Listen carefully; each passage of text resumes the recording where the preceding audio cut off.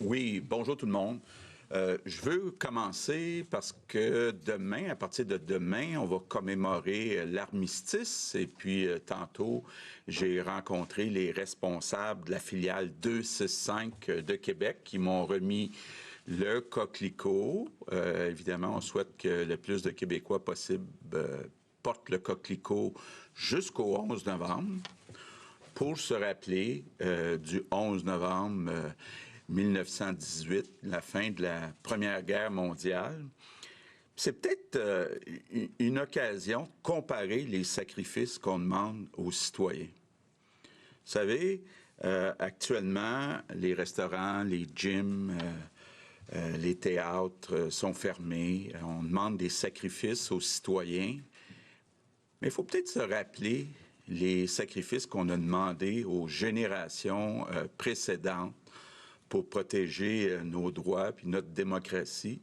C'était pas mal plus demandant que ce qu'on a actuellement. C'est peut-être une bonne chose là, de profiter de l'occasion pour s'en souvenir.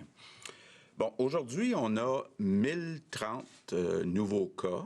Donc, on reste depuis presque un mois sur le même plateau, autour de 1000 cas par jour. C'est élevé, mais en même temps, c'est sous contrôle.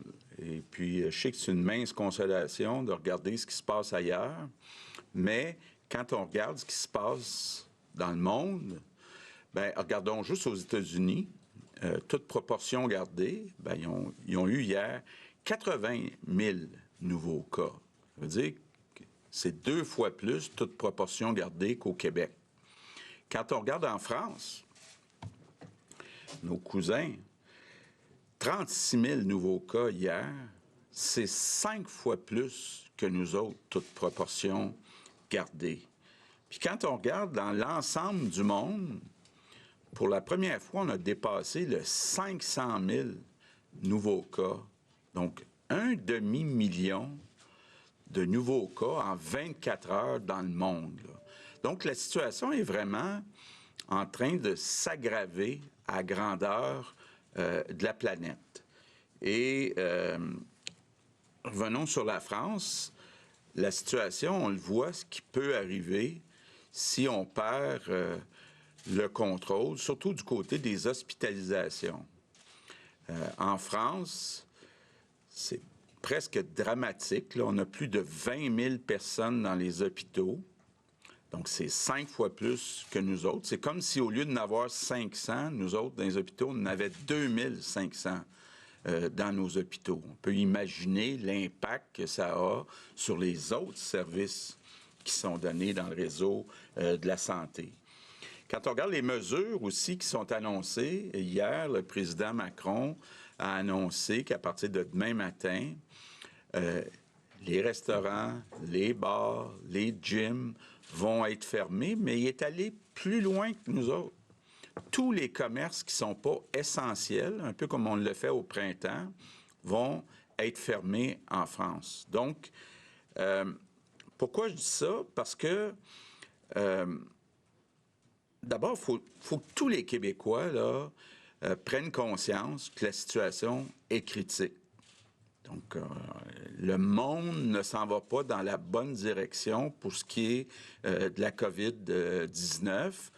Et les mesures qu'on a mises en place sont pas plus dures au Québec qu'ailleurs dans le monde. Même dans certains cas, c'est le contraire. Puis, je peux comprendre qu'il y a des gens qui sont pas contents. Il y a des gens qui sont frustrés. Je pense, par exemple, aux propriétaires de restaurants, les propriétaires de gym, les clients. Ce qu'ils nous disent, c'est « j'ai pris toutes les mesures nécessaires, puis là, vous me fermez. » Et ce qu'il faut comprendre, là, c'est que le problème, c'est pas les propriétaires, puis c'est pas les efforts qui ont été faits qu'on met en question. C'est qu'actuellement, on n'a pas le choix. Si on veut pas voir une explosion comme on voit dans d'autres pays comme en France, bien, il faut prévenir. Et il y a des gens, des propriétaires qui disent « Ouais, mais il n'y en a pas eu d'éclosion dans mon restaurant. » Sauf que ce qu'il faut comprendre, c'est que avant d'aller au restaurant, avant de rentrer dans le restaurant, après être sorti du restaurant, il y a toujours un risque de contact. Et puis je pense, moi le premier, là, c'est pas encore naturel, même après 8 mois, de toujours rester à 2 mètres des autres personnes. Donc, sans le vouloir, là, sans être de mauvaise foi, il y a des personnes qui vont rencontrer un ami à la porte du restaurant et qui vont s'approcher à moins de 2 mètres. Donc, ce qu'on veut, ce qu'on essaye de faire, c'est de réduire les contacts, mais réduire aussi les risques de contact. Donc, c'est pour ça qu'on prend les mesures qu'on a prises. Donc, je termine en vous disant, oui, on a mis en place des sacrifices, des mesures. On demande aux gens, puis c'est pas le fun de ne pas aller au restaurant, pas aller au gym, mais il faut regarder la conséquence si on ne met pas en place ces mesures-là. Aujourd'hui, on a encore 25 nouveaux décès, là. C'est pour ça qu'on demande de faire ces sacrifices-là. Je sais que c'est dur, ce qu'on demande aux Québécois, mais le seul remède qu'on a, là, c'est de s'entraider, de s'épauler et de travailler ensemble à s'en sortir ensemble. Donc, c'est ensemble qu'on va réussir à passer au travers et on est tous liés, encore une fois, là, les Québécois, plus que jamais. Good afternoon, everyone. Bonjour à chacun. La situation au Québec est stable. On est à environ 1000 nouveaux cas par jour, ce qui est stable. Ailleurs dans le monde, la situation se détériore. Pas facile ce mot-là. Et critique, ça c'est un peu plus facile à prononcer. Donc en Europe, aux États-Unis, le nombre de cas augmente rapidement. Cela montre à quel point cela pourrait être critique et à quel point tous nos efforts conjugués depuis quelques semaines nous ont aidés. Pour maintenant, nous avons évité le pire. Par contre, nous voyons que si on pêche par trop de confiance, le virus revient en force. C'est pourquoi nous maintenons les restrictions dans les zones rouges. Je comprends que c'est difficile pour un grand nombre de personnes, mais il nous faut continuer de s'entraider. Nous sommes là ensemble. Merci. Merci, Monsieur le Premier ministre. Nous amorçons la période des questions avec François Carabin de Métro. Bonjour, messieurs. Monsieur Dubé, je commencerai avec vous sur les attaques, en fait l'attaque qui a été constatée au sud du centre-ouest de l'île de Montréal. Est-ce que vous vous attendez à d'autres attaques sur le système hospitalier québécois et quels effets est-ce que ça pourrait avoir sur les services aux citoyens? Bon, tout d'abord, je dirais que la situation peut évoluer assez rapidement. Je vais peut-être prendre juste une petite minute pour vous donner ce qu'on comprend présentement. Il y a eu des attaques plus particulières qui ont été faites hier au CIUS du centre-ouest. Et rapidement, nos équipes ont réalisé qu'il y avait eu ces attaques-là. Et pour protéger les données notamment hospitalières de la population, la décision a été prise de fermer les systèmes. Parce que la meilleure chose à faire, la meilleure protection, lorsqu'on se rend compte que cette attaque-là, elle est importante, puis ce qu'on comprend, là, puis je vous dis qu'on est en train de chercher, c'est que c'est pas juste au Québec, là, ça serait probablement plus large que ça, l'attaque qui a été faite, comme vous le savez. Ce que je comprends aussi, c'est que c'est peut-être pas uniquement au CIUS de Centre-Ouest. Là, j'entendais ce matin avec les gens avec qui on parle qu'il y a peut-être d'autres centres qui ont été touchés. Mais encore une fois, l'approche que l'on prend, c'est de protéger les données personnelles. Maintenant, ce que ça implique, c'est que ça va obliger, par exemple, là, je vous donne un exemple, on protège les données personnelles, on ferme le système, mais il va y avoir des rendez-vous qui vont devoir repris parce que là, le CLSC, par exemple, de ce CIUS-là, ne peut plus avoir accès au système pour aller vérifier le rendez-vous. Mais on trouve que c'est un petit sacrifice à faire comparaison à la prise de données. On a mis toute notre expertise, non seulement au ministère de la Santé, puis je terminerai là-dessus, avec notre nouveau groupe là, qui est piloté par le ministère, ce qu'on appelle le groupe de cyberdéfense, pour voir aussi, en collaboration avec la GRC, tout le travail qui peut être fait pour regarder si justement ça dépasse les cadres du Québec. Mais ce que je rassurerais la population jusqu'à maintenant, là, notre lecture, c'est qu'on a décidé de fermer les systèmes pour s'assurer qu'il y avait un contrôle sur nos données. Puis on est en train de travailler notamment avec Microsoft pour regarder tout l'impact que ça peut avoir et comment on fait pour de garder la situation sous contrôle. Merci.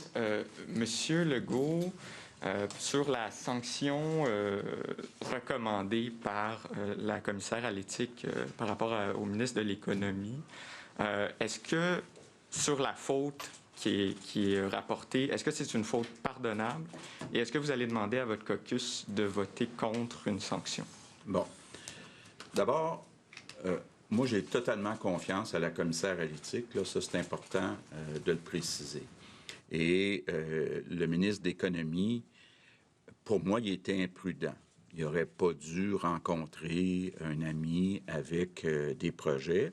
Puis il l'a admis tantôt en point de presse qu'il avait été imprudent.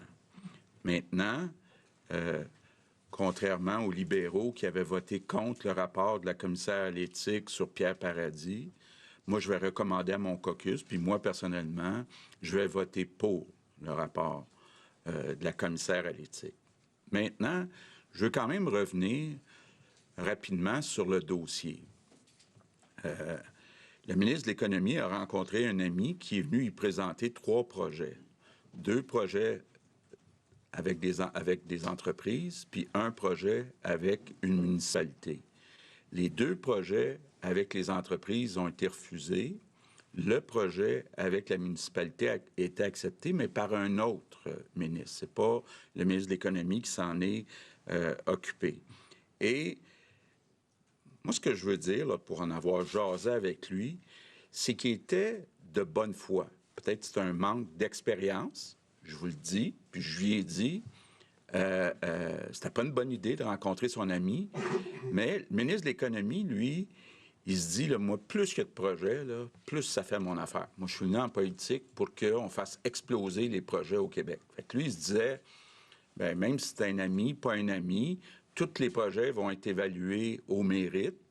Et la commissaire à l'éthique l'a confirmé, là, il n'a jamais été question qu'ils mettent de l'argent dans ses poches, qu'il y a des avantages financiers pour le ministre de l'Économie là-dedans. Là. Ça c'est important de comprendre. Donc, je pense qu'il était totalement de bonne foi en disant « emmenez-moi-en des projets ». Et je pense que là, il a eu sa leçon. Je pense que quand on parle de c'est quoi la conséquence, je pense qu'il a déjà eu sa conséquence. Le fait que vous en parlez dans les médias, je pense que c'est la pire réprimande qu'on ne peut pas souhaiter avoir, là, de trouver son nom.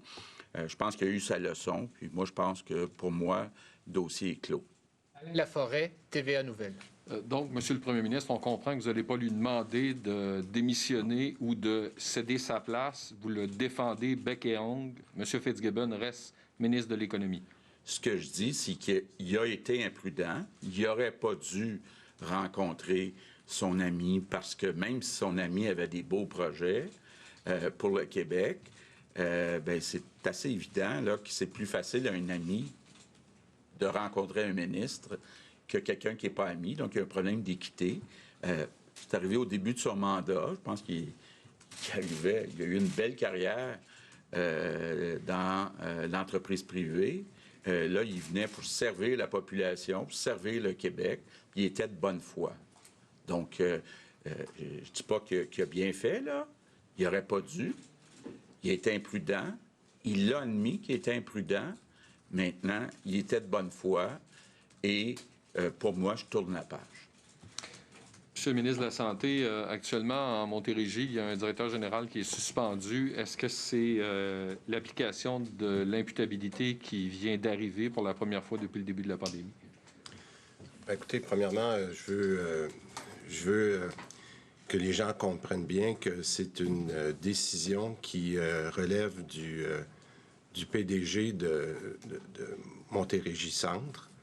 Donc, moi, je pense qu'après, si je comprends la situation très bien, c'est qu'il y a eu une analyse de ce qui s'est passé, notamment au CHSLD de Sainte-Croix. Puis après avoir analysé les faits, il y a eu une décision qui a été prise par le ministre responsable, puis par le responsable local que nous avons mis en place.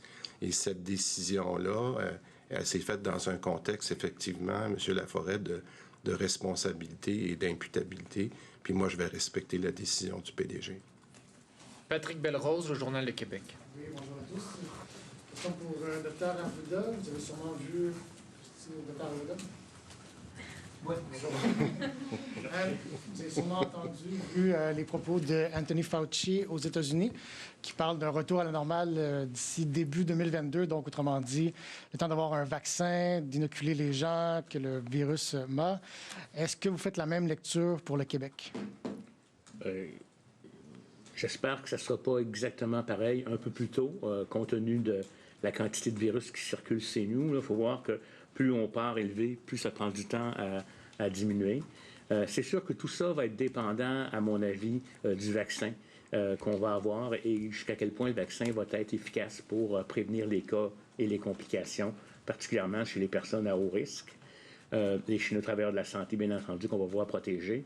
J'ai comme l'impression aussi, par contre, qu'on va devoir redéfinir un certain équilibre de fonctionnement là, dans une société qui va être capable à la fois de tolérer un certain niveau de base de cas, sans mettre en péril complètement mais pour ce qui est du port du masque, des mesures d'hygiène et de distanciation, je pense qu'on va être pris pour un certain moment. Par contre, je ne pense pas qu'on va pouvoir rester en confinement total ou revenir en confinement total comme est presque en train de faire la France là, pendant de très longues périodes parce qu'il y a des effets pervers importants. Vous savez, protéger nos écoles, c'est un élément important parce que c'est protéger aussi l'éducation de nos jeunes, une génération. Ça va manquer 3 mois d'école, là, mais manquer 2-3 ans, particulièrement pour les clientèles les plus vulnérables, ça va être important. Donc, je pense qu'il faut placer ça en perspective et faire le maximum pour raccourcir la période comme telle.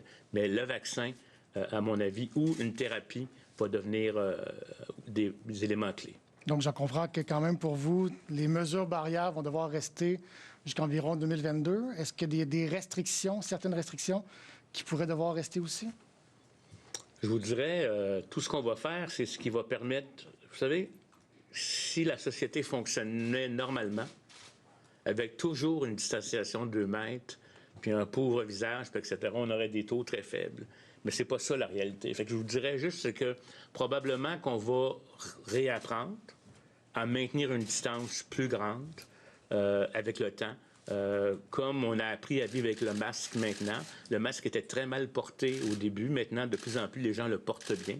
Fait que je pense qu'on va être obligé d'en arriver à cette stabilité-là. Mais je veux pas rester sans espoir. Il est possible qu'on ait un vaccin, même en sol québécois et canadien, dès le début de l'hiver, janvier-février prochain.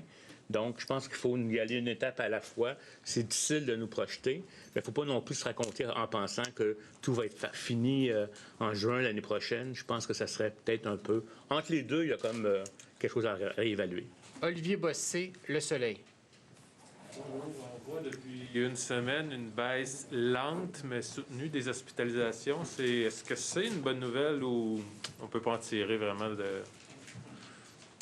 Écoutez, j'ai appris à être très prudent au cours des derniers mois. Là. Je pense que d'avoir stabilisé, comme le disait le premier ministre, le nombre de cas à environ 1000 cas par jour depuis plusieurs semaines, c'est à peu près normal que l'effet sur les hospitalisations se soit aussi stabilisé. Ça fait que ça, c'est la bonne nouvelle. Puis rappelez-vous, quand je vous parle de l'étude de l'INES qu'on sort une fois par semaine, démontrait ça, que si on était capable de stabiliser les cas, qu'on aurait une certaine stabilisation dans les hospitalisations. Donc, le modèle de l'INES fonctionne bien. Puis je pense que là-dessus, on doit saluer les Québécois. Mais je le répète, par exemple, que 500 hospitalisations, c'est encore élevé parce que dans certaines régions, comme dans la capitale nationale, ça nous fait mal. Mais je crois que si on veut se donner une marge de manœuvre, bien, il faut le baisser en bas de 500 hospitalisations. Alors, donc, c'est pour ça qu'on continue à dire aux Québécois qu'il faut respecter les mesures sanitaires, même si on pense qu'on a gagné la moitié de l'objectif de stabiliser dans ce contexte-là, il faudrait continuer à baisser le nombre de cas. On apprenait ce matin qu'il y a des patients de l'Institut en santé mentale de Québec qui ont été privés de soins de base par manque de personnel à cause de la COVID. Comment c'est encore possible après 8 mois de pandémie? Est-ce qu'il y avait un manque de préparation dans cette institution-là? Bien, écoutez, on a mis beaucoup d'emphase sur les CHSLD, sur les RPA, les RI. Là, on parle d'un centre hospitalier où on peut dire qu'on avait été assez bien immunisé dans la première vague. Et je pense que dans la région de Québec, là, on voit vraiment l'effet de ce qu'on disait, qu'à un moment donné, ça va finir par paraître dans les hospitalisations puis dans le réseau. Alors, donc, on en a une preuve en ce moment. Moi, tout de suite, quand j'ai vu ça, j'ai demandé est-ce qu'on allait faire une vérification de ce qui est vraiment arrivé. Parce que s'il y a eu des gens qui ont manqué qui n'ont pas été assez hydratés, là, c'est assez grave. Fait que c'est certain que tout de suite, quand j'ai appris ça, là, j'ai demandé au ministère de me faire un rapport, puisque je vais savoir dans les prochaines heures. Patrice Bergeron, La Presse canadienne. Bonjour à vous trois. Vous avez probablement pris connaissance de la lettre de 700 médecins qui dénonçaient la trop grande centralisation du réseau. Ces mêmes médecins ont aussi émis un rapport en juin qui vous a été remis. Pourquoi il y aurait encore de l'omerta dans le réseau chez les professionnels de soins, comme on le dit actuellement? Et étiez-vous au courant des décisions qui ont été refusées dans des hôpitaux? Ces décisions-là qui auraient pu sauver des vies, puis qui, au contraire, ont causé des morts parce qu'on ne pouvait même pas poser, par exemple, des parois dans un hôpital. Je n'ai pas pris connaissance du rapport dont vous parlez. Je vais premièrement en prendre connaissance. J'ai demandé aux gens de mon ministère de prendre connaissance de ce rapport-là parce que je ne l'ai pas vu, première chose. Mais il y a une chose, je pense, qui est importante de dire, c'est que le message de ces médecins-là, puis j'ai pris connaissance de la lettre, là, comme bien des Québécois ce matin, puis je vais faire un parallèle entre ce qu'on a fait depuis qu'on est là, c'est que la principale critique de ces 700 médecins-là, c'est de dire que la réforme qui a été mise en place par les libéraux, par la réforme Barrette, comme on l'appelle, elle a eu des effets excessivement négatifs dans la gestion locale. Et vous avez vu ce qu'on a fait pour remédier à ça avec les CHSLD. On a dit on ne peut pas continuer d'avoir cette gestion-là où les expertises locales, les décisions locales ne peuvent pas être prises. Puis l'exemple des CHSLD, on a dit on n'a pas besoin de changer la structure, mais on doit changer la gouvernance. Puis je pense qu'on l'a montré comment c'était important d'avoir une gestion locale dans les CHSLD. Alors moi, vous allez me laisser prendre connaissance du rapport dont on parle, parce que moi, je ne l'ai pas vu. Et quand j'aurai pris connaissance de ce rapport-là, parce que j'ai déjà, moi, avec mon équipe, avec la sous-ministre responsable, Mme Savoie, on a déjà établi pas mal de discussions régulières avec les PDG, mais aussi avec des différentes équipes médicales. Alors moi, si ces gens-là ont des suggestions à me faire je le répète, qu'on n'a pas eu peur d'appliquer pour changer la gouvernance dans les CHSLD, bien, si on doit faire des ajustements au niveau, par exemple, des centres hospitaliers, on va les faire. Mais je suis ouvert à ça.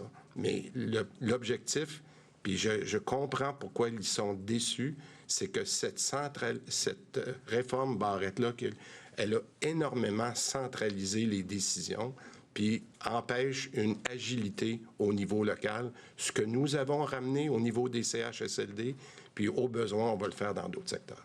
Justement, parlons-en de la gouvernance locale là, que vous évoquez dans les CHSLD, parce qu'eux prennent le même exemple et ils disent, bien, on a trouvé que c'était important de nommer un directeur qui soit sur le terrain local dans le CHSLD.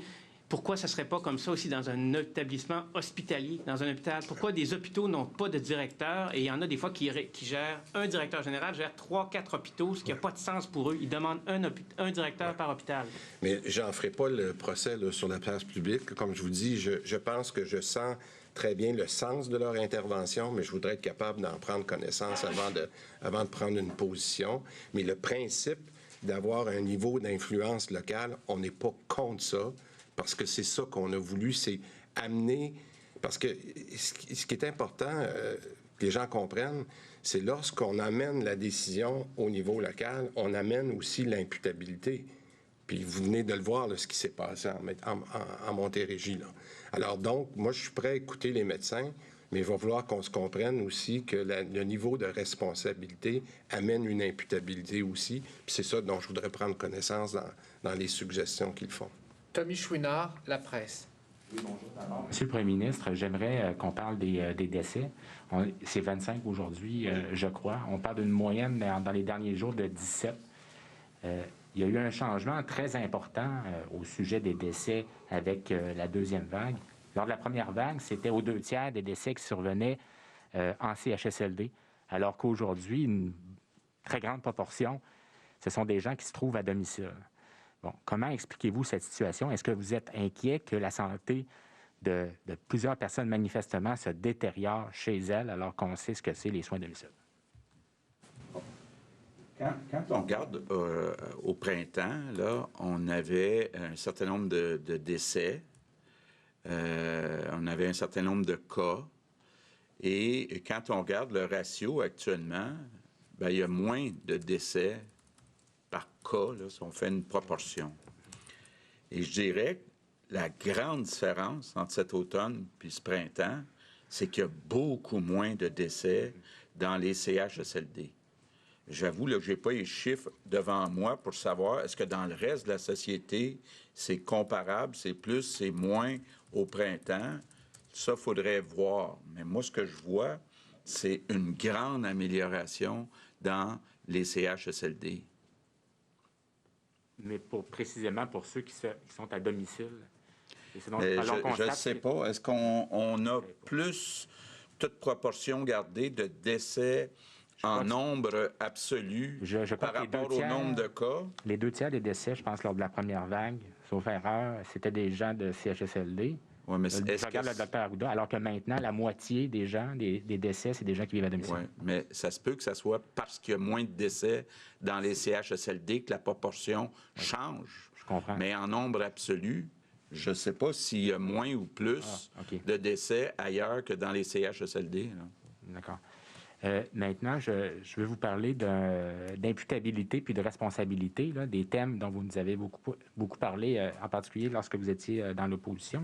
Il y a le PDG du CIS de la Naudière qui dit qu'il n'a jamais entendu parler de plainte au sujet du traitement réservé aux Autochtones à l'hôpital de Joliette. Il dit, en fait, il n'a pas regardé le rapport de la commission, puis il dit qu'il n'y a personne qui lui a fait rapport des problèmes qui ont été soulevés devant la commission d'enquête publique. Là. Il fait porter le chapeau à une ex-employée gestionnaire. Bon. Est-ce que cet homme est toujours l'homme de la situation à la tête d'un PDG, d'un CIS comme la Naudière? Je vais laisser Christian répondre, mais je veux juste vous dire, ça m'achale d'entendre ça, là, de dire, quand on parle d'imputabilité, ça m'achale d'entendre une réponse comme ça. Maintenant, on va aller fouiller complètement le dossier. C'est le ministre de la Santé qui est en train de regarder ça. Oui, en fait, ce que moi qui me préoccupe beaucoup plus en ce moment, là, puis ça, je pense que ça va répondre en partie à votre question, puis j'en ai parlé beaucoup avec Ian Lafrenière dans les derniers jours, c'est de rétablir le lien de confiance qu'il y a entre la communauté Atikamekw, particulièrement à l'hôpital de Joliette, et la direction de l'établissement. Le lien de confiance, là, il est carrément brisé. Puis la population Atikamekw n'a pas confiance. Alors moi, pour moi, là, le premier dossier important avec Ian Lafrenière, c'est d'essayer de rétablir ce lien de confiance-là, premièrement. On pose en ce moment des actions très, très concrètes. On a commencé à travailler sur la formation. On a regardé qu'est-ce qui pouvait être fait dans des gestes encore plus importants, notamment avec ce qu'on peut faire pour la Cité des Autochtones. Il y a des choses qui étaient en cours qu'on veut accélérer.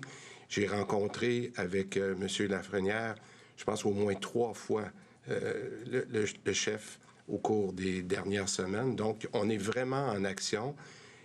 Ils ont été très clairs qu'ils avaient perdu confiance dans la direction. Alors, ça va faire partie des éléments qu'on va considérer au cours des prochains jours. Mais encore une fois, je le répète, là, c'est par nos actions. Puis moi, il y a un plan qui a été développé par le PDG actuel. Son défi, ça va être de le réaliser. Mais moi, je vais faire une analyse clairement. Est-ce qu'il va être capable d'implanter le plan? Première chose. Puis deuxièmement, est-ce qu'on va être capable de rétablir la confiance qu'il y a entre la direction de l'institution? Vous le rencontrez, j'essaie de comprendre exactement les mesures que vous prenez à l'égard du PDG. Là. Y a-t-il une mesure particulière? Bien, en ce moment, ce qu'on va faire, bien, écoutez, on a pris connaissance aussi de ces déclarations dans les derniers jours. Alors, je pense que... Mais encore une fois, je le répète, là, il faut prendre les faits comme il faut. Alors, dans les derniers jours, il y a eu des déclarations qui ont été faites des deux côtés, hein, de cet ex-employé-là et du PDG. J'ai entendu aussi des commentaires de la part des chefs à Tikamek. Alors, donc, on est en train, avec Ian Lafrenière, de mettre tous ces points-là ensemble. Et je le répète, il faut s'assurer qu'on a les bonnes personnes pour établir le lien de confiance avec la communauté. Véronique Prince, Radio-Canada. Oui, bonjour. Je voudrais savoir concernant les tests rapides, pourquoi est-ce qu'on prend autant de temps à savoir comment les utiliser? Je comprends qu'on veut bien les utiliser, je comprends qu'il y a des précautions à prendre, mais en même temps, le processus en tant que tel n'est pas aussi rapide qu'il devrait l'être, non? Bien, écoutez, vous connaissez, moi, ça va jamais assez vite, mais j'aimerais ça peut-être qu'on prenne, parce que j'ai posé beaucoup de questions, parce qu'il faut bien comprendre quel est le contexte. Puis je vais prendre une minute pour répondre. Pour moi, ça se répond en 3 blocs. Premièrement, il fallait les avoir, les tests. Hein? On savait qu'ils s'en venaient. Il y a 2 types de tests. On a de tests, mais il faut avoir aussi l'équipement qui va avec. On s'entend parce que ces tests rapides-là ne se font pas avec le même équipement pour une partie. Il y en a qui se font avec le même équipement, mais il y en a d'autres que ça prend un équipement spécial. Ces tests-là, il y en arrive cette semaine, puis il va en arriver d'autres dans les prochaines semaines. Les conditions dans lesquelles ces tests-là fonctionnent, ça, c'est mon 2e point. Donc, il fallait qu'ils arrivent, premièrement. Deuxièmement, les conditions dans lesquelles ils vont fonctionner sont très différentes. Je vous donne un exemple. Parce qu'ils ne sont pas aussi précis que les tests beaucoup plus sophistiqués qu'on fait présentement, il faut que la charge virale soit beaucoup plus importante. Alors donc, on ne pourrait pas les prendre pour faire n'importe quel genre de test comme on fait présentement. Ça, c'est un élément excessivement important, puis je vais revenir dans mon 3e point. Ces tests-là, par contre, ont l'avantage de pouvoir se faire très rapidement et d'avoir la réponse très rapidement. Fait que lorsqu'on comprend ça, nous, on a demandé à un comité d'experts qui est mené par un médecin. Il nous a dit, voici les conditions gagnantes pour utiliser ça pendant qu'on les attend, et maintenant, voici où on va vous les envoyer. Alors, on est prêt à faire ça, là, mais il s'agissait de les avoir. Maintenant, les conditions gagnantes où ça va bien aller, c'est par exemple, prenons l'exemple d'une urgence, OK? Lorsqu'on a à faire le tri de quelqu'un qui est symptomatique, donc la charge virale est importante, mais là, c'est au lieu d'attendre le fameux de 24 heures ou 48 heures, c'est des tests à bas volume. On pourrait le faire à l'urgence directement. Alors, c'est pour ça que c'est un petit peu plus compliqué que de dire on reçoit des tests et on met ça dans la machine à saucisses. C'est très différent. Donc, des conditions différentes, des applications différentes parce qu'on va pouvoir les faire.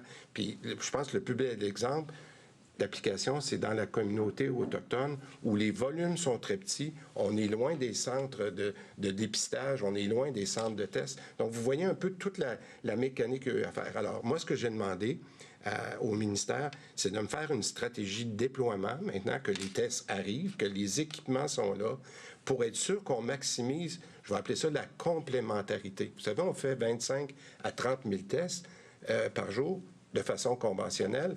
Là, avec les tests qu'on a reçus, on va commencer à 500 par jour, 1000 par jour, 2000 par jour, et on va essayer de trouver la meilleure façon de trouver pour le bon patient, pour le bon endroit, comment ces tests-là vont monter en... On va en avoir à peu près 200 000. Ça veut dire qu'on peut peut-être monter à 5 000 par jour.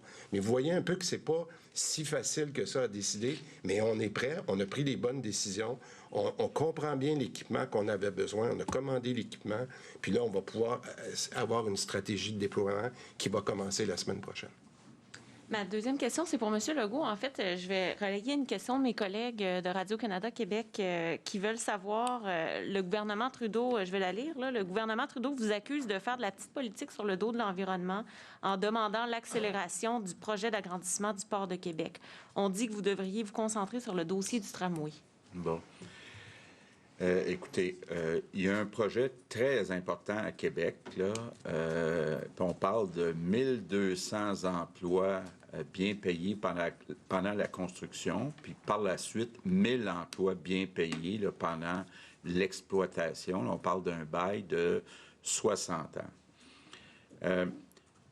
Ce qu'on comprend, parce que le ministre de l'Économie a envoyé une lettre à son homologue à Ottawa le 9 juin 2020, on n'a toujours pas de réponse, c'est qu'il y a un enjeu parce que supposément la compagnie Hutchison est une compagnie chinoise. Par contre, le propriétaire principal, c'est un Canadien, résident canadien. Et,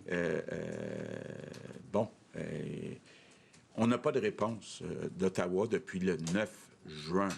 1000 emplois payants, là, on parle d'emplois à plus de 60 000 $ par année.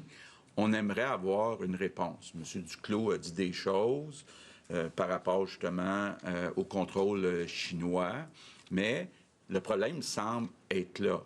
Il y a un problème aussi, il y avait un problème avec le bar rayé, le poisson, mais le ministère de Pierre Dufault a comme convenu qu'il ne va plus faire ces recommandations-là parce qu'il calcule que ce n'est plus une espèce en voie de disparition. Fait que le problème, c'est vraiment, là, est-ce que le gouvernement fédéral est prêt à accepter cet investissement-là? Et, on attend après une réponse d'Ottawa. Merci. Oui, le devoir. Oui, bonjour, est-ce que vous avez émis une directive nationale pour que les directeurs de santé publique cessent d'appeler les contacts de cas qui sont à risque modéré et confient cette tâche-là aux cas eux-mêmes? On n'a pas émis de directive nationale, si vous me permettez. Il y a eu des discussions entre les directeurs compte tenu de leur capacité de faire le tracing à une époque. Et ça pouvait être une stratégie qui avait été utilisée ailleurs, même ailleurs au Canada, et qui a été discutée entre eux. Mais ce que je tiens à vous dire, c'est que depuis ce temps-là, on est en train d'augmenter la capacité des enquêtes. On a doublé celle-ci. On est dans un processus pour l'augmenter, pour revenir à faire effectivement un traçage direct avec un appel au contact. Vous menez encore une campagne de recrutement. On parle du traçage depuis au moins le mois de mai. Pourquoi on est encore à essayer de gonfler les troupes? Parce qu'au printemps, il faut comprendre qu'on avait beaucoup de ressources qui étaient dans le contexte du déconfinement, de ressources professionnelles, par exemple des étudiants en médecine, plein de ressources qui étaient présentes, qui sont venues aussi déjà contribuer. Ces personnes-là sont retournées en fonction. Et puis là, maintenant, on est en train de former d'autres personnes pour les enquêtes, pour être capable de les stabiliser. Il y a, comme je vous l'ai dit aussi, on se souvient, à la première vague, il y avait beaucoup d'éclosions dans les CHSLD. Chaque cas entraînait 2-3 contacts où on pouvait en contrôler un milieu, alors qu'on s'est trouvé dans des situations d'éclosion où pour une personne, on pourrait avoir 70 contacts. Donc, ça nécessite encore plus de personnes. L'autre élément, c'est que les gens travaillent beaucoup actuellement, 7 jours sur 7 souvent. Puis ce qu'on veut être capable de faire, c'est pour leur permettre de revenir à une vie un peu plus, entre guillemets, normale et acceptable. Surtout si on se remet à avoir énormément de cas, on est toujours en train de recruter. Combien de personnes? Actuellement, on a passé de 800 à, je vous dirais, pas loin de 1600, du double. Moi, personnellement, en termes de capacité potentielle, j'aimerais ça qu'on puisse éventuellement monter autour de 3000. Même si on n'utilise pas ces personnes-là, on aura un bassin de personnes formées. C'est sûr que quand je dis des chiffres comme ça, il faut que je fasse attention, là, mais quand je vois ce qui se passe ailleurs, dans d'autres pays, j'essaie de me dire qu'il faut qu'on s'organise. À l'avance, si c'est possible. Mais je sens que vous allez me poser la question, dans 2 mois, si on est rendu à 3000, j'aurais peut-être pas donné de chiffre, mais je le dis quand même, là, je pense qu'il faut se donner une capacité pour être capable aussi de laisser les gens se reposer parce qu'ils travaillent jour et nuit, là, très souvent. Merci, c'est bien noté. Dr Arruda. Louis Lacroix, Cogeco Nouvelles. Bonjour, Monsieur le Premier ministre, Monsieur le ministre de la Santé, Dr Arruda. Monsieur Legault, vous avez évoqué tout à l'heure la situation en France. Vous avez vu que hier, M. Macron a pris des mesures assez importantes pour refermer l'économie à partir de demain. Vous avez donné, vous, un nouveau délai, si on veut, une nouvelle fenêtre de 30 jours. Puis vous avez dit, si dans 15 jours, ça ne s'améliore pas, on verra où ça s'améliore, on pourra peut-être ouvrir certaines choses. Si ça ne s'améliore pas, si dans 15 jours, on est encore à 1000 cas, est-ce que vous envisagez d'autres mesures peut-être plus contraignantes au Québec, là, un peu à l'image de ce qu'on avait peut-être au printemps? Est-ce que vous songez à refermer certaines parties de l'économie à court ou moyen terme? Autrement dit, est-ce que vous avez dans votre besace là, des moyens plus sévères d'essayer de contrôler la situation? Je vais commencer en vous disant, je ne suis pas l'expert, je vais vous laisser, M. Arruda, mais il y a 2 choses que j'aimerais vous mentionner à vous puis aux Québécois pendant qu'on... Puis surtout à l'arrivée du mois de novembre là, qui est à nos portes. Là. Il faut penser au changement de température. Puis je pense que le mois de novembre est très important pour tester ce qui va se passer dans l'hiver. J'ai eu la chance cette semaine de parler au ministre de la Santé français qui vit une période très, très difficile et qui m'a expliqué, on discutait un peu de nos différentes mesures, puis on comparait nos notes. Là. Mais ce qu'il me disait de faire très attention, c'est au changement de température. Parce que le changement de température, c'est pas tellement son impact sur le virus. Puis je veux faire attention, comme je le dis, là, je suis pas un expert, mais ce qu'on se rend compte, c'est qu'avec le froid, les gens, c'est sûr qu'ils sont plus sur les terrasses, ils s'en vont en dedans. Puis quand on va en dedans, l'air est plus sec. L'air est moins... Les restaurants, mais même les maisons sont moins ventilées. L'air est plus sec.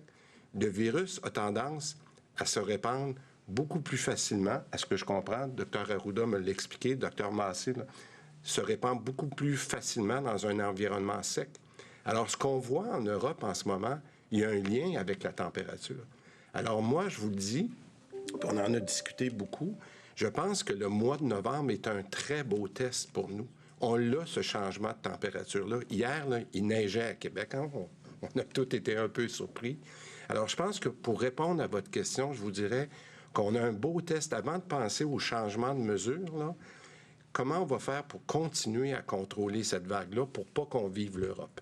Et si on est capable, dans le mois de novembre, non seulement de contrôler ce qu'on a fait maintenant, mais de baisser, puis se créer la fameuse marge de manœuvre qu'on a besoin, bien, moi, je pense qu'on va avoir tout un beau succès.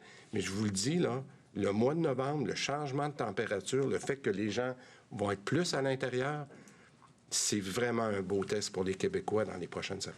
OK. Alors, en fonction de ce que vous venez d'expliquer, ce changement de température, climat plus sec, virus peut-être plus virulent dans ces conditions-là, c'est pas un peu illusoire de penser qu'on va être capable d'améliorer la situation, alors que, comme vous venez de l'expliquer si savamment, la température froide va faire en sorte qu'il va y avoir davantage de gens à l'intérieur.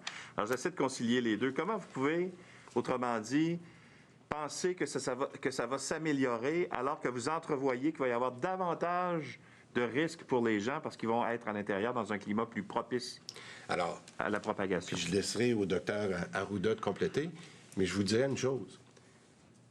Il y a un environnement de mesures sanitaires qui vont nous permettre de gagner contre ça. Parce que lorsque les gens respectent les principes de distanciation, lorsqu'ils s'en vont à l'intérieur, lorsqu'on n'a pas de ce qu'on appelle de contact significatif, lorsqu'on est capable de dire qu'on protège, on garde notre masque, que ce soit parce qu'on en a des endroits où on dit aux gens, bien, vous pouvez aller travailler, vous pouvez aller à l'école, c'est de ça dont vous me parlez. Comment on va faire pour bien respecter les mesures de distanciation quand il va y avoir encore plus de personnes à l'intérieur? Mais ces mesures-là, on doit les suivre. Alors moi, je pense qu'un et l'autre sont compatibles, mais c'est pour ça qu'on insiste autant pour que les gens respectent les mesures de distanciation. Parce que lorsqu'on passe à l'intérieur, c'est plus facile de baisser la garde, c'est plus facile d'être ensemble, puis de se dire... puis je vous donne un exemple rapidement en santé. Hein? On a des travailleurs en ce moment, puis je vais en parler avec les centrales syndicales dans les prochains jours. C'est quand les gens le font, je vous l'ai répété souvent, où on a des éclosions en ce moment, c'est parce que les gens, ben, ils vont pas dehors prendre une marche, ils vont prendre leur pause ensemble entre employés à l'intérieur. Ça va être de plus en plus sec pour les raisons que je vous ai expliquées. Donc, c'est là que les mesures sanitaires doivent être encore plus appliquées. Et c'est ça qu'on va demander à nos employés, notamment en santé, de faire très attention. Puis on va avoir ces discussions-là avec les centrales syndicales pour nous aider dans les communications avec nos employés. Nous allons passer aux questions en anglais avec Kelly Craig, CTV. Just going to follow up on that, actually. Donc, selon ce que vous dites, on dirait que le mois de novembre pourrait être un test pour le Québec. Mais novembre, c'est le début de la saison froide. Ce que vous dites, c'est qu'on peut s'attendre à ce que ces mesures soient présentes tout l'hiver, jusqu'au printemps. Quels sont quelques-uns des dangers de rester à l'intérieur en hiver? Réponse. Monsieur Arruda, des exemples? Oui. Quand vous êtes là, dehors, il y a moins de probabilité des 2 mètres franchis. À l'extérieur ou à l'intérieur, c'est différent, car le risque de franchir le 2 mètres est plus grand à l'intérieur. Et en hiver, nous chauffons l'air, la maison, l'air est moins humide et avec moins d'humidité, les projections vont aller plus loin. Donc, les gouttelettes peuvent aller plus loin. Donc, ce qu'on veut, c'est qu'il ne faut pas avoir trop de personnes à l'intérieur. On ne veut pas avoir de fêtes à l'intérieur, car là, le risque est très élevé. Même dehors, avec des barbecues, on a eu des infections. Imaginez maintenant ces gens-là à l'intérieur. Le risque est plus élevé. Et comme toute autre maladie infectieuse de nature respiratoire, l'hiver connaît une propagation plus élevée. C'est vrai pour ces virus-là et c'est vrai également pour la gastro quand on voit des épidémies en hiver. Monsieur Legault, vous avez renvoyé 2 tweets à savoir que l'Ontario est peut-être en train de sous-estimer les signalements de décès fondés sur les données. Quel message envoyez-vous? Pensez-vous que l'Ontario est en train de signaler sciemment un nombre inférieur de décès que la réalité? Réponse. Moi, je n'aime pas entendre Mme Anglade dire tous les jours le Québec était au pire rang pour la première vague et le Québec est le pire endroit au monde pour la deuxième vague. Premièrement, regardons ce qui se passe aux États-Unis, en Europe, non seulement ce qui se passe ailleurs au Canada. Deuxièmement, j'ai lu le rapport et ce qu'on y lit, c'est que jusqu'au 30 juin, quand vous regardez les crémations, environ 70 personnes choisissent la crémation. Quand vous regardez le nombre de décès, avec la moyenne des 3 années précédentes, il y a beaucoup plus de décès que ce qui a été signalé pour des décès reliés à la COVID. Donc, je ne fais que lancer un appel à la prudence.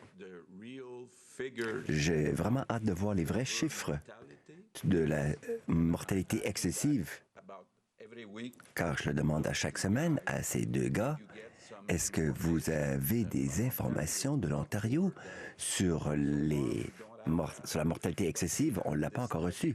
Mais nous avons cette étude sur les crémations qui nous montre que, par exemple, il y a eu plusieurs milliers de décès en excès de ce qui a été signalé. Question. Donc, est-ce que vous doutez de la véracité des chiffres ontariens? Réponse. Non, ce que je dis, c'est d'être prudent.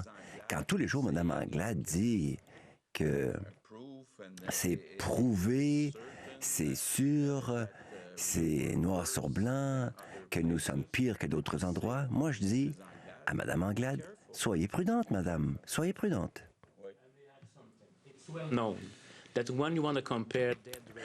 Quand vous voulez comparer les taux de mortalité entre les provinces ou entre les pays, même si nous avons des systèmes pour déceler les décès, la définition des cas ne sont pas pareils. Il y a certains médecins, comme au Québec, à tout moment, si quelqu'un meurt d'un cancer ou d'une autre maladie, s'ils ont la COVID, ça va être compté comme un cas de COVID.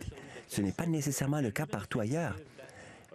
Et même si on a cette orientation au Québec comparée à l'Ontario, sur le terrain, les choses peuvent changer.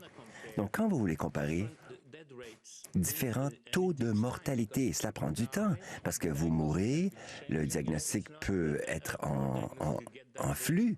Ce n'est pas un diagnostic le moment même. Parfois, il faut passer à l'autopsie. Peut-être parfois, il faut avoir des tests et ils sont négatifs. Donc, la seule façon fiable, c'est de regarder le taux de mortalité excessive. C'est vrai pour la France, c'est vrai, et les systèmes n'ont pas la même sensibilité. Même si vous avez les mêmes cas, en fait, la spécificité peut être très différente d'un endroit à l'autre.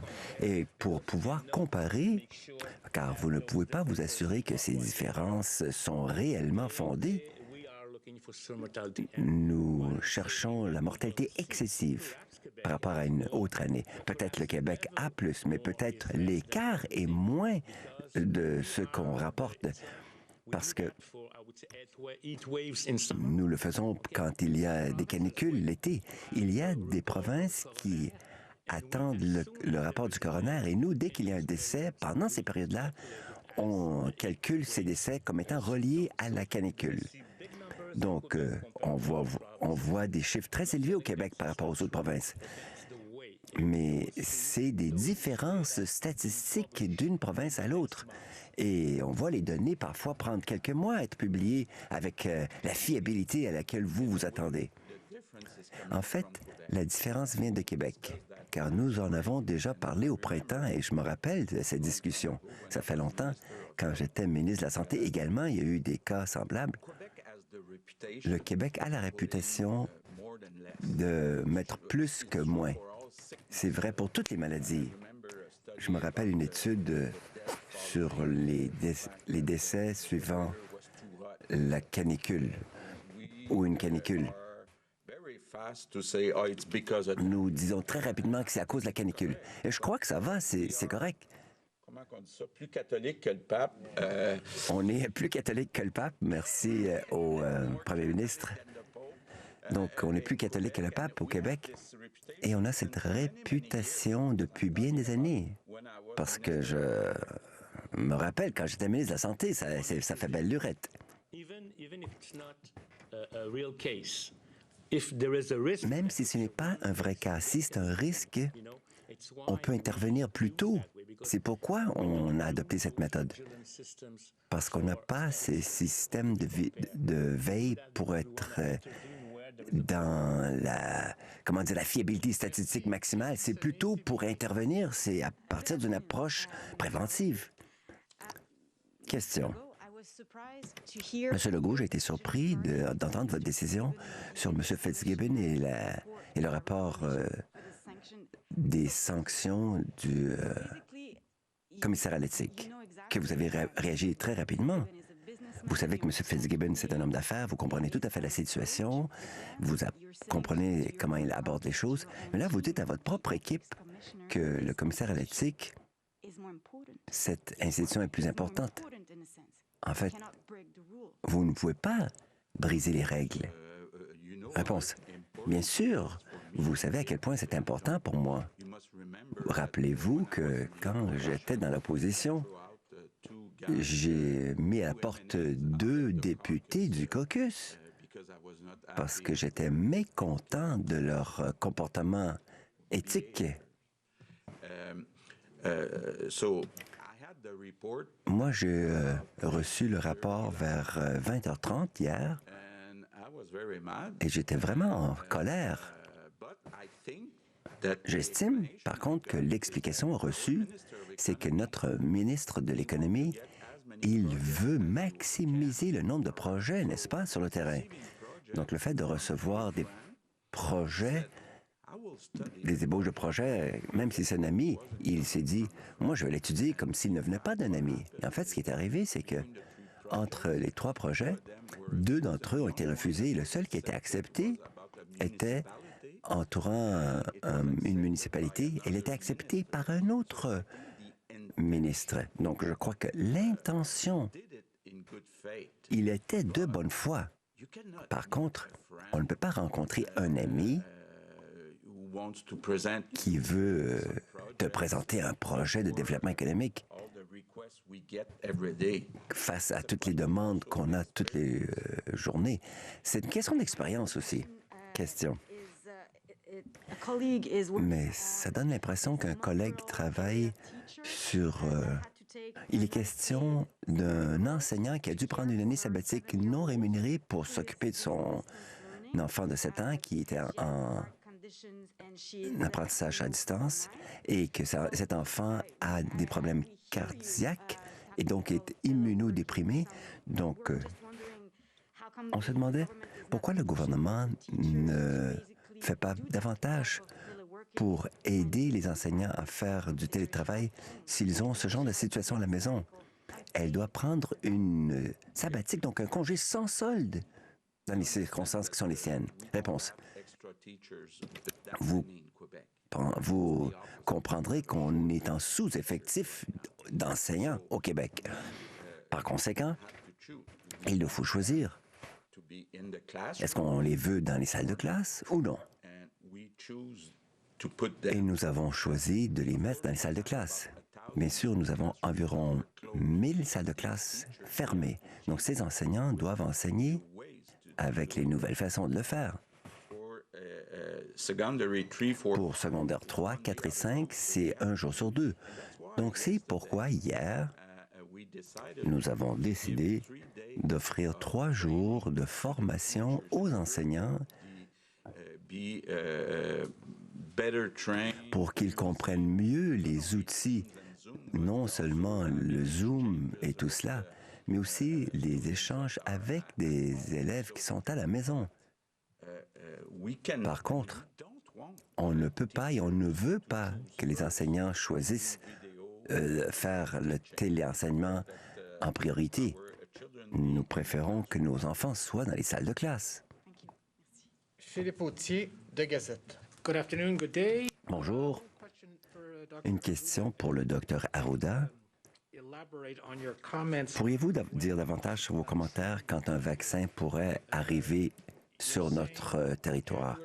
Vous parlez de janvier, de février. On pourrait peut-être avoir un vaccin au Québec, au Canada? Et d'où viendrait-il, selon vous? Réponse. Bien sûr, ce sont des hypothèses fondées sur ce que j'ai entendu et ce que j'ai lu dans les informations qui nous parviennent. Il y a des vaccins qui sont produits sous contrat, car le vaccin sera partagé entre les provinces et ce sont des contrats fédéraux. Il y a différents contrats. Je n'ai pas les détails de quelle entreprise est impliquée car il y a un caractère confidentiel à ces contrats. Mais on nous prédit qu'au début de l'hiver, en fait janvier, février ou mars, il y aura des doses qui seront disponibles au Canada. Nous croyons comprendre que cela ne veut pas dire que nous pouvons vacciner toute la population en un seul mois, car les doses ne seront pas en nombre suffisant pour chacun.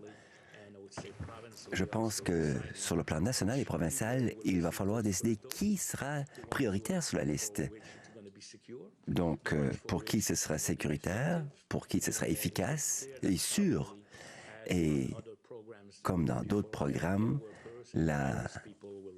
ce sont les gens à haut risque qui vont recevoir le vaccin en premier. Ministre Dubé, Question pour M. Dubé.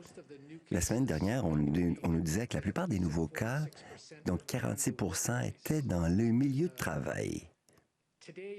Aujourd'hui, après 3 ou 4 semaines de confinement, quel est le moteur des nouvelles infections? D'où que ça vient? Réponse. J'aimerais que le Dr Arruda apporte une précision, car ce qui a été dit la semaine dernière, c'est que le nombre d'éclosions en comparaison avec le nombre d'infections. La statistique qui a été donnée, M. Autier, c'est qu'il y avait environ 45 à 46 des éclosions qui étaient dans les milieux de travail. Mais et M. Arruda pourra confirmer, mais le pourcentage, c'est dans les 15 à 20 du nombre total des infections. Car les éclosions dans les milieux de travail donnent lieu à moins de cas au total. Donc, la proportion des éclosions par rapport au nombre d'infections, ce sont deux tendances différentes. Le docteur Arruda peut-être pourrait apporter des précisions. C'est ça, c'est exactement ça. On va avoir plus d'éclosions, mais avec moins de cas. C'est ça. Il y a plus d'éclosions parce qu'il y a plus d'industrie. Donc, c'est 48 des éclosions, mais il génère 12 des nouvelles infections. Là où on a un plus grand nombre de cas, c'est dans les CHSLD, c'est 19 et les RPA. Et si nous regardons les différents endroits, dans le commerce de détail, dans les manufactures, dans les commerces, ça, c'est dans tous ces secteurs d'activité, il y a des éclosions également. C'est clair que dans les abattoirs, par exemple, il y a des endroits où des conditions sont propices aux grandes éclosions. Ça, c'est bien connu. Mais certaines éclosions n'auront que 2 cas, 3 cas, voyez-vous, mais ils sont un peu diffusés à travers les secteurs d'activité. Donc, partout, il y a des gens, il y a de la transmission communautaire et donc des cas. Mais c'est souvent tout à fait maîtrisé par les équipes de la santé publique. Donc, ils maîtrisent et endiguent ces éclosions. C'est très important et nous y travaillons très fort. Quand on vous donne ces pourcentages, il nous faut comprendre que nous devrions vous donner un écart ou une fourchette peut-être. Moi, je me suis engagé à cela. Nous allons donner plus d'informations sur le nombre d'éclosions et le nombre d'infections auxquelles ces éclosions donnent lieu. Car quand nous faisons des tests et du traçage, on ne sait jamais que cette personne-là a eu le virus. Exactement. J'ai été dans tel restaurant, j'étais au travail, mais on ne sait jamais exactement où le virus s'est lancé sur cette personne. Je sais que c'est peut-être frustrant pour les journalistes, mais on ne peut pas être aussi précis que vous le voudriez. On connaît le nombre d'éclosions, c'est sûr. Mais quand on les ventile dans le nombre d'infections et par milieu ou par secteur, c'est là où il faut vous donner peut-être des fourchettes. Et c'est ce que nous proposons de faire dans les semaines à venir. Pour vous donner plus d'informations, vous pouvez avoir des infections et des éclosions, et ensuite vous avez les contacts. Donc, parfois, il n'y a que 3 contacts, c'est facile à maîtriser. Mais quand vous avez 100 contacts, voyez-vous la différence? Donc, éclosion, cas et contact, les gens qu'il nous faut contacter pour s'assurer qu'ils puissent être testés. Bonjour. J'ai une question sur les gens qui ne sont pas testés dans certains quartiers marginalisés parce qu'ils ne veulent pas manquer un jour de travail ou une heure de travail. Et le gouvernement fédéral a dit qu'ils vont agir, mais on dirait que c'est encore un problème dans certains quartiers. Êtes-vous préoccupé par cela? Réponse. J'aimerais bien comprendre votre question. Parlez-vous dans le système de santé ou dans la population générale? C'est pas la même chose. Est-ce qu'il est question des employés qui se feraient tester? Non, les gens, en général, ne veulent pas manquer du travail. Vous vous en parlez depuis longtemps. C'est pourquoi je me demande pourquoi il n'y a pas eu de solution. Réponse. Nous avons été très clairs de notre côté que quelqu'un qui veut être testé, cela ne devrait pas être une raison de se faire congédier au travail, pas du tout. Si les gens n'ont pas la pause nécessaire pour aller se faire tester chez un employeur, ils devraient nous le dire. On a toujours maintenu que la santé était plus importante que le travail lui-même. Ça, c'est clair pour nous. Prochaine question. La lettre des 700 médecins. J'aimerais savoir quelle est votre réaction à cette lettre, l'ayant lue, et ce qu'il doit être changé. Réponse. J'ai été très clair. Je n'étais pas surpris. Ce que les médecins disent, c'est que la réforme du Dr Barrett a été une réforme visant la centralisation, et je ne pense pas que c'est la façon appropriée de composer avec les autorités locales. Nous avons démontré, avec la décision prise dans les CHSLD, que nous voulions avoir une gestion locale. Ça peut être efficace, responsable et imputable. Ce que les médecins demandent, c'est que c'est un peu différent, mais ils veulent également... Ils ont parfois les mains liées, ils ne peuvent pas prendre des décisions qu'ils veulent. C'est un peu plus complexe car il n'est pas uniquement question d'un seul CHSLD, mais différents départements et une institution qui est bien plus complexe. Mais j'ai dit très clairement que j'allais noter leur rapport. Je ne l'ai pas lu, le rapport auquel ils se réfèrent, mais s'il y a une philosophie, ici, chez nous, l'imputabilité doit absolument suivre la responsabilité. Donc, s'ils veulent être plus imputables, ils doivent être plus responsables. Imputabilité, c'est ce qu'on a fait avec les CHSLD. Et on a un très bon exemple en Montérégie, n'est-ce pas? Et pas plus tard que ce matin. Même dans le secteur privé, cette approche de décentralisation en échange de l'imputabilité est mieux perçue par les meilleurs gestionnaires.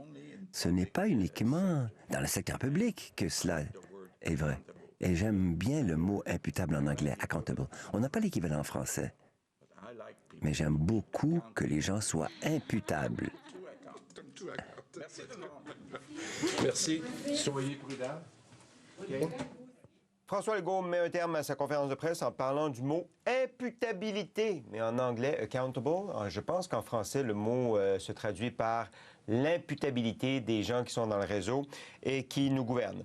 Le mois de novembre sera un mois très important. C'est ce que nous dit le ministre de la Santé, Christian Dubé. Pourquoi? Parce que la température va baisser, les gens vont rentrer à l'intérieur, ce sera plus sec à l'intérieur et ce sont toutes des conditions dans lesquelles le virus peut se propager facilement, d'où le message répété par M. Dubé d'appliquer les consignes sanitaires, laver les mains, garder la distance de 2 mètres, porter le masque aussi. Donc, le mois de novembre sera un test intéressant pour les mesures sanitaires et pour le bilan québécois.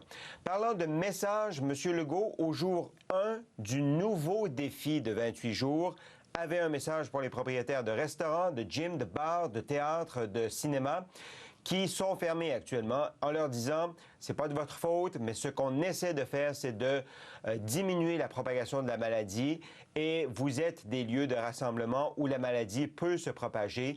Donc, le raisonnement, c'est de vous fermer pour faire en sorte qu'on prenne le dessus sur la maladie. » Mais qu'il comprend qu'il peut y avoir une certaine détresse chez ces gens-là.